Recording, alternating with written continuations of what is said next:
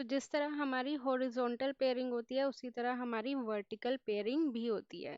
But condition क्या होती है कि हमेशा हमें जो दो वन है वो साथ साथ ही होने चाहिए। तो इस केस में ए बार से ए कट गया तो आंसर क्या आया, बी बार सी आया, राइट। अब जरूरी नहीं है कि हर बार वन वन तुम्हें साथ साथ ही मिले। लाइक फॉर एग्जाम्पल, अगर एक वन तुम्हारा इस कोने में है, ठीक है, और एक वन तुम्हारा इस कोने में है, तो ये इधर से और इधर से इनकी भी क्या हो जाएगी, दोस्ती हो जाएगी। बट इसमें कंडीशन क्या है, दोनों की रो सेम होनी चाहिए या फिर दोनों का कॉलम सेम होना चाहिए। ठीक है। अगर मैं मान लो यहाँ पे मैं ये कह देती कि तुम्हारे पास एक वन यहाँ पे है और एक वन यहाँ पे है, ठीक है, तो केस में पेयरिंग नहीं होती।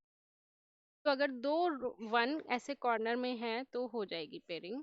अब इसकी नेमिंग देखो क्या आएगी, इधर से क्या कॉमन आ रहा है, एक तो ये है और एक ये है, तो इन दोनों में से क्या कॉमन आ रहा है, बार से तो बी कट गया, आंसर क्या बचा सी, और लेफ्ट साइड से देखोगे तो ए दोनों में ही आ रहा है, तो फाइनल आंसर क्या आएगा, ए सी बार। क्लियर है।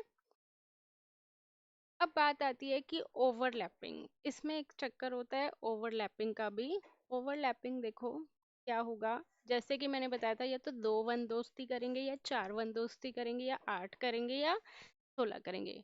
अब मान लो तीन वन बैठे हुए हैं और तीनों ही साथ साथ बैठे हुए हैं, तो पेयरिंग मतलब फ्रेंडशिप तो दो की ही होगी। टीचर ने बोला कि दो बच्चे आपस में दोस्ती करेंगे या चार करेंगे, ठीक है, तीन नहीं करेंगे। तो इसने इसके साथ क्या कर ली, फ्रेंडशिप कर ली। ओके। अब इसने देखा कि यार ये भी अकेला है, अकेला बैठा हुआ है, तो किसी को अकेला नहीं छोड़ना, ठीक है, तो इसने इसके साथ भी कर ली। तो इसे बोलते हैं डबल पेयरिंग। ठीक है, इसे क्या बोलते हैं, तो दोनों का एक्सप्रेशन आएगा अलग अलग। ओके, दोनों का एक्सप्रेशन क्या आएगा, अलग अलग आएगा।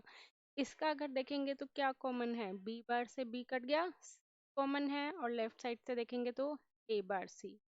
इसका देखेंगे येलो वाले का तो क्या आएगा, बी कॉमन है, सी बार से सी कट गया और ए बार, तो इसका जो फाइनल एक्सप्रेशन आएगा वो कितना आएगा, ए बार सी प्लस ए बार बी। ठीक है, इसमें बेसिकली दो पेयरिंग होगी। Got it. अब इसमें दो पेयरिंग होगी तो ए बार फिर से कॉमन आ सकता है, तो ए बार कॉमन लेके बस आंसर क्या आ जाएगा, बी प्लस सी। फर्दर और सॉल्व नहीं कर। Got it. अब इसमें तुम्हें ये ध्यान रखना है कि कोई भी वन अकेला ना रहे। अब मान लो कि एक वन मान लो इधर आ गया, है ना। अब मैं कह रही हूँ कि कोई भी वन अकेला ना रहे, ये तो किसी भी के भी पास नहीं है, ना तो ये इसके पास है, ना ये इसके पास है, और ना ही ये इसके पास है, तो ये अकेला वन ही रह जाएगा, इसके साथ फिर कोई भी दोस्ती नहीं करेगा क्योंकि ये सबसे दूर बैठा हुआ है। तो इस केस में ओवरलैपिंग नहीं होगी।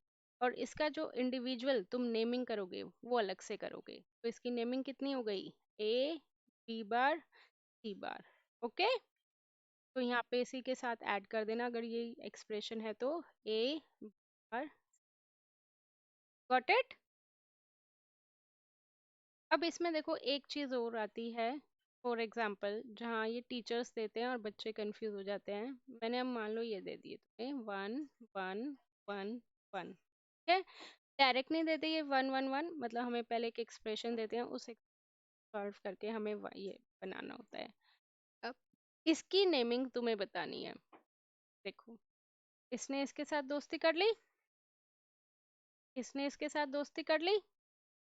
अब क्या ये दोनों आपस में भी करेंगे दोस्ती, येलो वाली पेयरिंग होगी या नहीं होगी तुम्हारे अकॉर्डिंग, येलो वाली नहीं होगी। रीजन मैंने बताया था, कोई भी अकेला वन रहेगा ना तो ही ओवरलैपिंग होती है, तो ये तो इसके साथ ऑक्यूपाइड है, ये इसके साथ ऑक्यूपाइड है।